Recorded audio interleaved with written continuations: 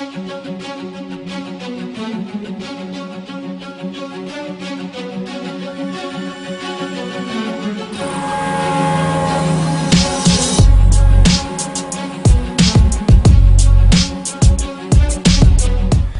welcome to Guys Portal once again, and this is Shukesh Bonik. Today I have with me this 7-inch Android tablet. This is actually a Chinese tablet known as ePad, aka APad, and it costs about 5,000 Indian rupees. It has 900 MHz dual core processor with 512 MB of RAM, and it has 4 GB of internal memory, maybe via or InFortP processor. The battery capacity is only 3000 mAh, which is not even good for a tablet of this size. It also has 4-axis gyroscope and also Wi-Fi BG, Ethernet, ADSL and also 3G connectivity. Well, the first impression is very good. I like the build quality. Let's get rid of this protective plastic. Well, the back cover looks very shiny. I like this matte finish and it's very smooth. The front look is not that rich, but not bad at all. Here is the 7-inch resistive touchscreen with 800 by 480 pixels resolution with some wide borders, and the resolution is actually quite standard for a 7-inch screen. Its net weight is 410 grams. The dimension is 204.5 by 137 by 13 mm. It may fit in your cargo pants pockets but not in tight jeans. Here is the power as well as the sleep button. Okay, now let's turn on the device. Well, the device has just turned on with Android written here, not the company logo or anything else. Now let's have a closer look at the hardware while the device finishes its turning on process. Here are the speakers. Look like it has stereo capability. Sounds good. Okay, and here is the charging cable connector port. Okay, and here is the 3.5mm headphone jack connector. Here is the connecting port for the transfer box. It's inside the box. Okay, here it is, and you can connect it to the device if you want to connect USB devices and also Ethernet cable to your device. Here is the RJ45, that is Ethernet cable connecting port, and there are 2 USB ports here. You can connect your storage devices like pen drive and even external hard disk if the hard disk runs on external power source. You can also connect USB keyboard and USB mouse, which is really very useful. Okay, let's get rid of it for now. Well, here is the micro SD card slot, supports up to 32 GB. That's all here. Now let's look at this side. Okay, there is a tiny microphone here, and here is the volume rocker. Here is the menu button, which is actually analogous to the option button in Android mobiles.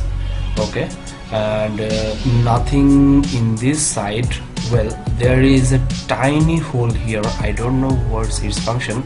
Nothing is written here, but I don't dare to believe that it's a secondary microphone for noise cancellation for the price of this tablet. Okay, there is nothing in the back side, and well, it says a very thick profile actually, but and in the front there is a nice silver line border. The overall experience is satisfactory for the price, but the most important thing is the LCD screen. Now let's unlock the device. Well, the screen looks very vibrant and colorful. I think it's the best thing in this device, which is really very good, and the screen doesn't pixelate, even featuring 800 by 480 pixel resolution. Okay, the sensitivity is also very good. There are 5 home screens, 2 on the left and 2 on the right, and you can move from one home screen to another by just sliding over the home screen. It also have 4-axis gravity sensor, and you see the gravity sensor also works pretty fine. Here is a capture button. You can capture the screen whenever you want, and a copy of the screen will be saved in your hard drive. This is the on-screen typical Android back option, and you can also obviously use the hardware button here. It also works as the back button, so every hardware function can also be done through the LCD. Now let's see what are the applications available. Most of them are typical Android applications. There is also a shortcut of the gallery and also the browser here on the home screen. If I touch and hold for a while, a new dialog box comes out. Here are the shortcuts, and I can add some shortcuts of my applications to the home screen, like the battery use here. I can also delete the shortcut by dragging this icon to the trash here. It's that simple. Okay, now let's check what are the other options here. Here are the widgets. Loads of Android widgets are available here. Now let's check wallpaper. Well, it does support live wallpapers. Let's add one. The performance is really very good, very responsive. Now to show you the actual capability of the LCD screen, let me show you some HD photos. Well, the screen looks really very vibrant, very colorful. The pictures look very crisp. You see? Actually didn't expect such a good quality from a device like this.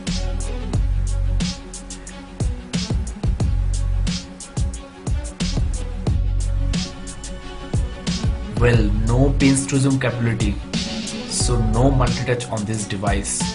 Actually, pinch to zoom is not that suitable for a resistive touchscreen like this. Well, it's the charging adapter. It's really very light. Here is the manual for this device.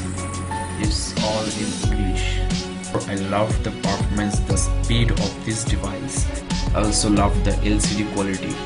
But one most important thing I want to warn you guys. The battery backup is very poor.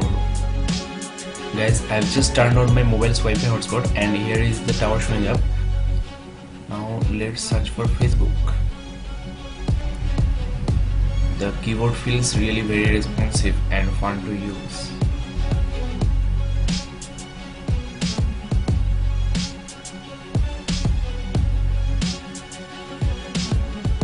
Taking a lot. Here it is. Well, the kinetic scrolling works really very smooth, very fun. There is no lag, really impressive. Here is my Facebook account. The browser has opened the original version, the classic version of Facebook, not the mobile version. I've just created a Facebook page for Gadgets Portal, so please like this page and also ask your questions if you have any. If you're going to buy any gadgets, especially a mobile phone, tablet or a digital camera, both point and shoot and digital SLR, just ask me a question. I'm ready to help you guys. Okay, let's first demonstrate the camera. It is 0.3 megapixel camera, that is VGA camera. You can change the quality here, and also there are some color effects here, and there are some other options like white balance change and also some digital zoom. You can also capture videos, and there are some color effects options. There's some white balance change option and also video quality options. That's it.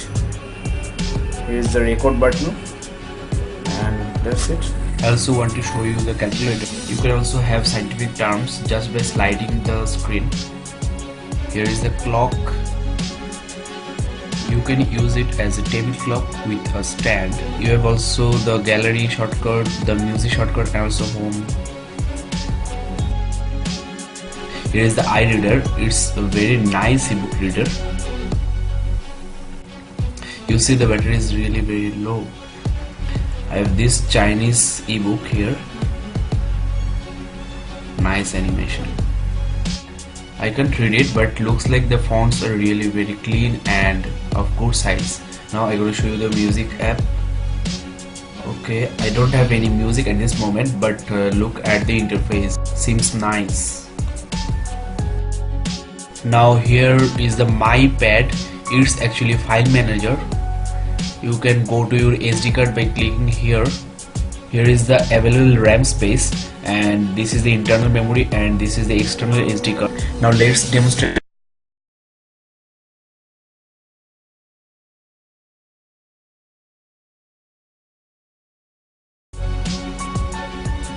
The video is looking very crisp and colorful. Well, no lag. It does support 720p HD video smoothly, very smoothly. The speaker is very poor, so you have to obviously use the headphone. The hardware of this device is not that good, but the screen, the video, the performance, everything is very fine. You also have a nice gallery view, and the videos have some nice reflection. Here are the technical specifications specified by the seller. Thank you for watching my video. Please subscribe, comment here, and also like my video. I will be uploading shortly a review of this keyboard cum case, which turns your tablet into a laptop. You will also see the stylus demonstration and also mouse demonstration, and obviously using of a pen drive. So please keep in touch with my channel.